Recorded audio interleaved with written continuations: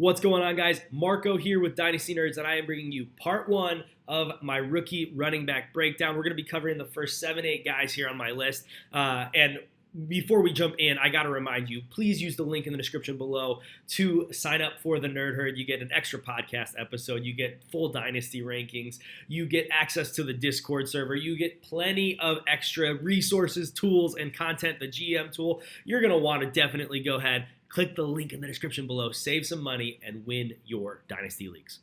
Okay, so let's jump in. The number one guy we're not going to talk about long, Bijan Robinson. He's number one out of Texas. Number 5, he's a superstar. He's what the running back everyone's been talking about for a year to 2 years. He is essentially Saquon Barkley with better route running and slightly less speed. He is a workhorse running back who can do it all. He's going to immediately step onto the field and be a fantasy and NFL superstar. He is, outside of Saquon Barkley, he is the best running back prospect we've seen in a very, very long time. He is the number one pick in all of your rookie drafts. And for me, it's whether it be Superflex or 1 QB. He is the guy you want.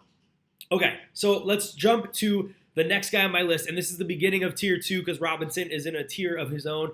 And it's Jahmyr Gibbs. I want to preface the rest of this with, we're not going to talk too much about height and weight because nothing is official. We don't have official measurements from the combine. If it's a concern or if it's a plus for the player, I will say size. But I'm not really going to dive too much into him being 5'11", 200 pounds because, again, that can change once the combine happens. We'll have those conversations once we get there. But for now, we're going to focus on what we see on the field, the skill sets, the scheme fits, everything that is a pro or a con for each of these guys. So number 2, like I said, is Jahmyr Gibbs in a tier of his own, in the second tier. When I look at Gibbs, I see a guy who is a little bit undersized, of course, but he's got incredible vision. He is absolutely a stud when it comes to what he can do as a receiver out of the backfield. He is incredible in open space. He's very elusive. He's one of those guys who is probably going to make an Alvin Kamara-like impact. I don't want to comp him to Kamara because I think Kamara is a much better runner than Jahmyr Gibbs is, but Gibbs has the potential to reach that level or more. He's a little bit on the small side, but that being said, we live in a world where the running back of the NFL, the running back of today's NFL, needs to be a prolific pass catcher if he's going to be a fantasy asset, if he's going to be a consistent NFL asset at the running back position, and Jahmyr Gibbs is that. He brings all of these tools and more. He is probably going to be the second running back off the board in not just your fantasy drafts, but in the NFL. Out of Bama, there is so much to like about this guy, especially in your PPR leagues. He is pretty much in a tier of his own, separate from Robinson. And the next guys we'll talk about, you'll see why. I'll sum it up this way for Gibbs. He does what he lacks on the ground as a pure rusher. He more than makes up for with his elusiveness, his patience, his vision. That is something that gets a running back to be on the field regularly. He is not a guy who is probably going to get taken off the field too much, even with his smaller size concerns. And of course, we'll address that more once we get past the combine. Okay, so the beginning of tier 3, and this is a tier of 2 players for me. It's Zach Charbonnet. I know a lot of people have Sean Tucker. He is still in this tier, I will say, but he is next. So let's talk about Zach Charbonnet out of UCLA. He was a guy I thought was going to come out last year, and he was going to be pretty highly ranked among that class last year for me. I kind of comp him to Josh Jacobs. He's got that size, vision, patience combo that just makes you salivate when you look at him as a pure rusher. He is pretty decent in the passing game as well.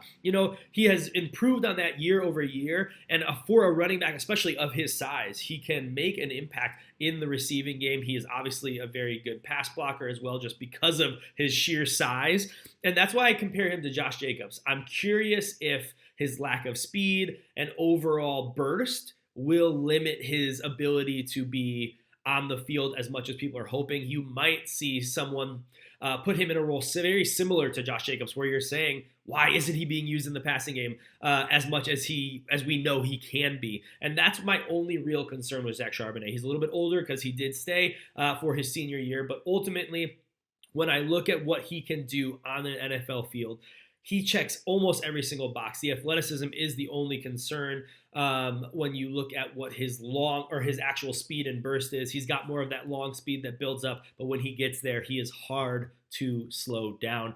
He could be the third running back. I wouldn't be surprised if he falls to 4 or 5, depending on how some of these other guys test, but I wouldn't let that make you shy away from him. In your rookie drafts, you're probably going to be drafting him at the mid to late, probably late first round pick for your fantasy dynasty rookie drafts.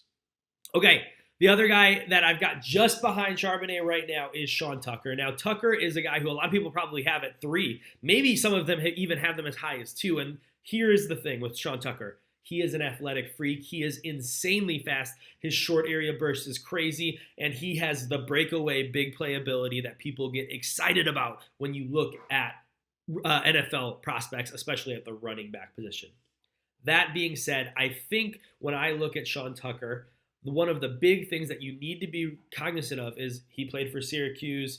He really leaned on his athleticism more than a lot of the top guys in this class. He is someone who, in my eyes, is going to have to really fine-tune what it looks like to be a true workhorse running back so that he isn't someone who steps onto the field and thinks that his speed is going to get him away from all of these NFL players, because the reality is it isn't.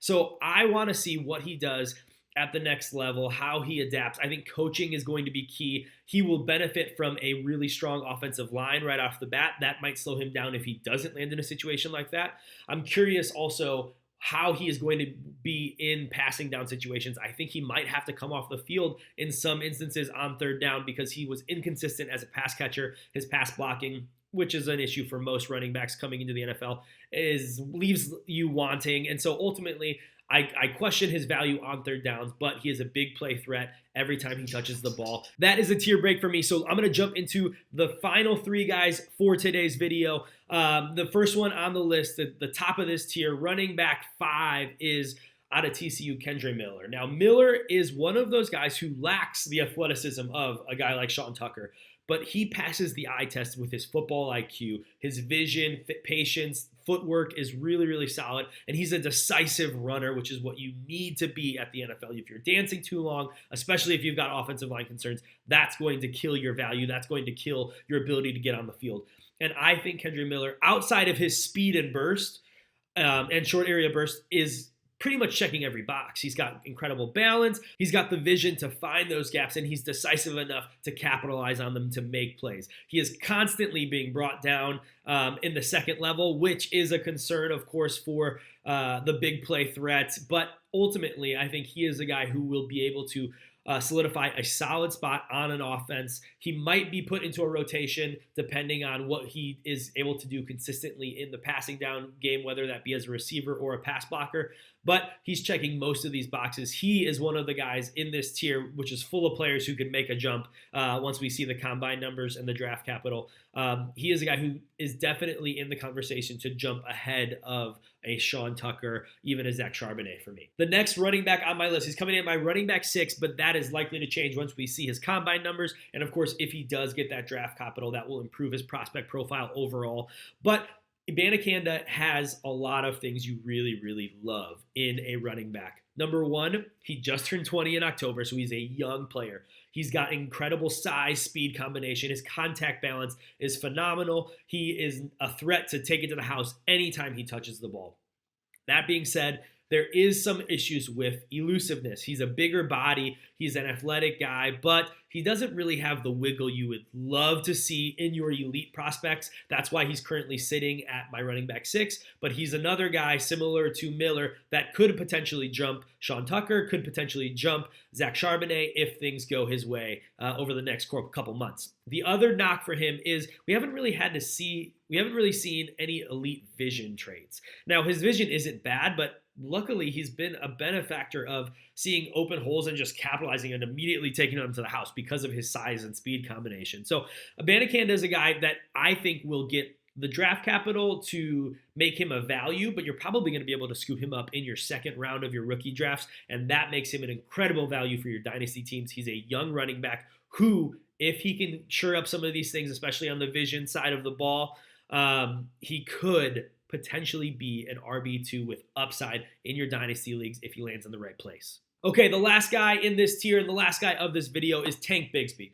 He's got size, he's got vision, he is a playmaker. When you watch his highlights, you see just how good of a playmaker he is. But if you dive into all of the rest of his tape and you use the film room, the Dynasty Nerds film room, use the link in the description below, you can see that he is going to need some help as a receiver. He's going to obviously need help as a pass blocker. His speed is somewhat of a concern. It kind of takes him a little bit to build up to speed. And even when he hits that speed, it's not this breakaway speed that you see from an Abanikanda, from, a Sean Tucker, from a even Jahmyr Gibbs. And so speed is a concern. Consistency with his pad height and just exactly how he is going to go north-south versus east-west and kind of dancing at the line is a concern as well.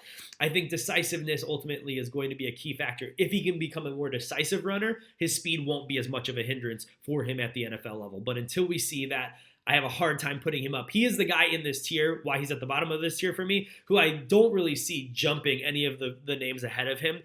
He might get the NFL draft capital that will help him be a better prospect overall as a prospect profile, as you look at his prospect profile. But to me, he is firmly behind the rest of the guys that are in this video. All right, drop your comments below. Let me know who your favorite running back of this class is. And part 2 is coming out very soon, so keep your eyes peeled for that. Thanks for hanging out. Don't forget to be kind, do good, and I'll see you next time. Peace.